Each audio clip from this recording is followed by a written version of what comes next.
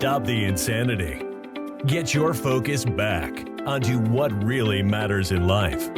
Your faith, your family, your finances, and your future. Sit back, listen, and change the trajectory of your life. You are listening to the Money for Life podcast. Let's welcome your hosts, Teresa Kuhn and Rick Sapio. Hello, everyone. This is Rick Sapio. I'm Money for Life with my partner, Teresa Kuhn. We're going to talk about something very near and dear to my heart since I come from a huge family, making relationship decisions based on values, not hormones. Start us off, Teresa. Well, Rick, you learned this at a very young age because you were seventh of 9 kids and you watched your older siblings make decisions, relationship decisions that were pretty disastrous. And you learned from their experience what you didn't want. That's very interesting. But the bottom line is it goes back to values-based decision making, applying values to making decisions on who your life partner should be. And I used to tell my son all the time, who you choose as a life partner is probably the most important decision you make. I think I'd probably adjust that a little bit today and say who you have a child with is probably the most important decision you can make in your life. But nonetheless, making a decision on who your life partner is based on values and not hormones can absolutely give you a higher probability of choosing a good partner and having a good life. The thing we found in preparation for this podcast was a quote online that is so true for me and for you. Thinking about how overwhelmingly important it is to pick the right life partner is like thinking about how huge the universe really is, or how terrifying death really is. It's too intense to internalize the reality of it. So we just don't think about it that hard and remain in slight denial about the magnitude of the situation. But unlike death and the universe's size, picking a life partner is in your control. And I think that's true. What happens is we go through life and different people bump into us like butterflies and we say, this one's good enough. He's the right height, or she's got the right family, or she's got the right body, or he's got the right car, or whatever. And what happens is time goes on and we feel comfortable with this person. If you put any 2 human beings together long enough, there will be an attraction. That attraction could be based on they really love to fight and make up. That attraction could be based on sex. That attraction could be based on mutual like or dislikes. But the reality is that's not what a foundation is built on. When I think about long-term marriages for people that I have been mentored by, it's based on things like long-term values. It's based on how they co-parent their kids together. It's based on what their likes and dislikes are as old people. It's based on what their religious affiliation is. It's based on their depth of spirituality. It's based on their depth of relationship to one another. Like it's supposed to be surface, it's very deep. And I envision when I married my wife, as I've said on prior podcasts, that the day we got married, we had already written out what our life was going to be like in 50 years. It takes a lot of time to do something like that. And if I was with the wrong mate, it never would have worked out. We would have exited at that point. So why do you think people are afraid to make relationship decisions based on these types of questions as opposed to infatuation? Well, I think one is our chemical makeup when we're younger. We are wired in order for the species to continue, we are wired to mate and to find someone to have kids with. That is how we're wired. And one of the things that so impresses me about you and your story and how you went out into the world looking for a long-term mate and how you base that decision on your values, and you had written that out. And very specific, it was your filter. You were looking for a person who met these characteristics. And for you, it was next, next, next, next, next. You weren't, and I didn't know you at the time, but my understanding is you weren't going to settle for the wrong person. And in fact, you had gone out to your friends and your mentors and said, what kind of characteristics do I need for a long-term partner? And you met that in your beautiful wife, Melissa. It's a great story. So what's the big idea here? The big idea is There is a massive decision that you're going to make in your life. Who do I spend the rest of my life with? And that decision can in no way, shape, or form, none, be based on a rash emotional decision. Someone very close to me who I have not talked to in a long time, but they were very, very, very close to me for years, decades. I remember when I was young, they got married in their early 20s. And I said, Tommy, why are you marrying this person? And he said, what are you talking about? Look how wealthy they are.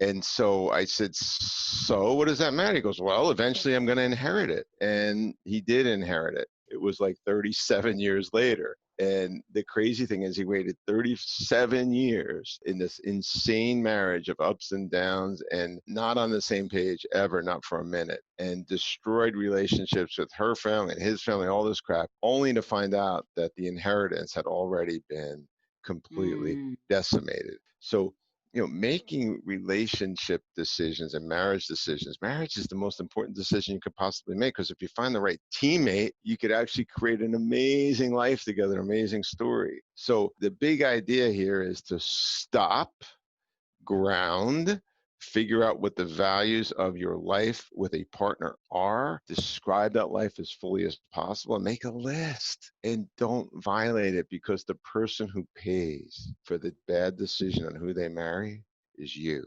Can you imagine 37 years of marriage where you're not happy, you're not connected, you're not, the values aren't similar. You built an entire life just for money, just for inheritance. The idea of inheritance that really didn't happen.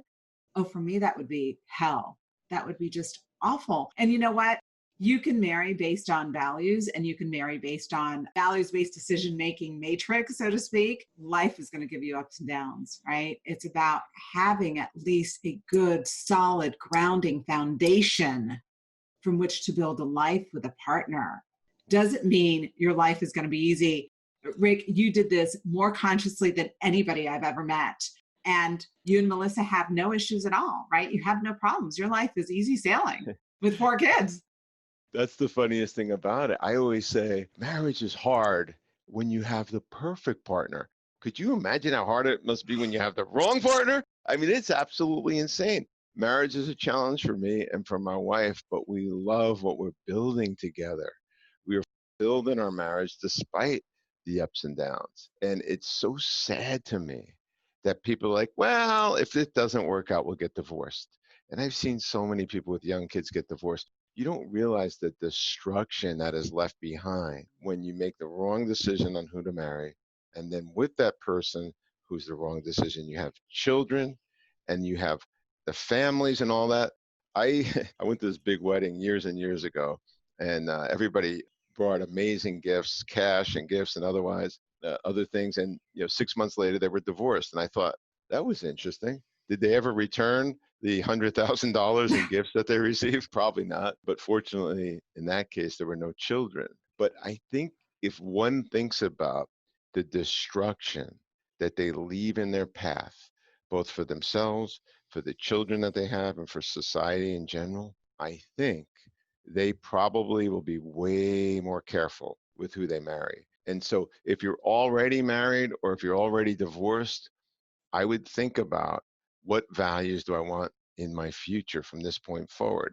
How do I want those values to express themselves inside of a relationship? So you start making decisions differently. So the big idea here is stop, ground, center on your values. Think about your future.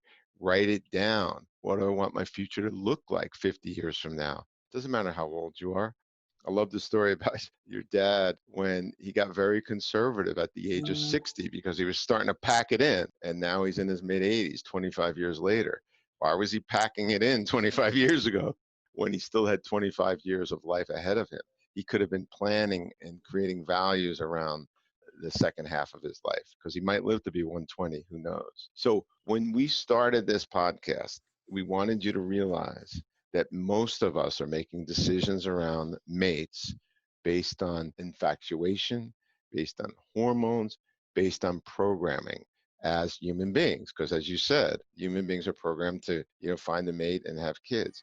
We're asking you to make decisions based on values, which, you know what, is against human nature. So let me ask you a question, Teresa, because you do this all the time. How do you fight human nature, i.e., your biological urges to do certain things, especially regarding relationships? Awareness, consciousness, having people that you are accountable to hold you to what you say is most important to you. I see the people around me as walking mirrors of who I am or who I want to be or who I'm not being, right? And that helps me stay in check with my word and my commitment to living a values based decision-making life. I'm not perfect, right? It's not easy, but if I start to make a decision that is completely and totally outside of what I say my values are, I've got people who check me and ask me, what are you doing? Yeah, one simple way to look at this is, and we've heard this for years and years, our whole lives. In fact, it's biblical. You are a summation or a norm or whatever you want to describe, but you are exactly like the 5 people you spend the most time with. Because what happens is you're spending time with them because they're aligned with you. What if the 5 people you're spending the most time with are not good people, or don't have your aspirational values, the values that you want your future to be? The decision you need to make is to stop it. And I've seen so many people go into a marriage and the parents on both sides are saying, oh, it's great. It's so nice to see these 2 people in love. And I'm shaking my head, go, love? Neither one of them works. Neither one of them has a work ethic. They both smoke pot. Like, love? This is a recipe for disaster. But even the parents get caught up in the stupidity of the infatuation around 2 people getting married for all the wrong reasons. So I think what you've brought up here is a way for people to actually question everything when it comes to picking a mate and deciding to get married in the crazy world we live in today. A great topic, great conversation. Values based decision making is a great formula to make decisions in every area of your life, not just relationships. And today was just about relationships and the practical application of how you can choose a mate. You can have a long-term relationship based on values and not hormones. And I would say that you deserve the life of your dreams. You deserve the life of design. You deserve to have the best people. I think it starts there. If you don't believe that you deserve the best mate, then you'll probably listen to this topic and say, ugh. So if you're an older person, our audience tends to be older and more conservative. Make sure your kids listen to this podcast. Thanks for listening. You have just experienced Money for Life. Implement these strategies today and create a life by design. Have a blessed day.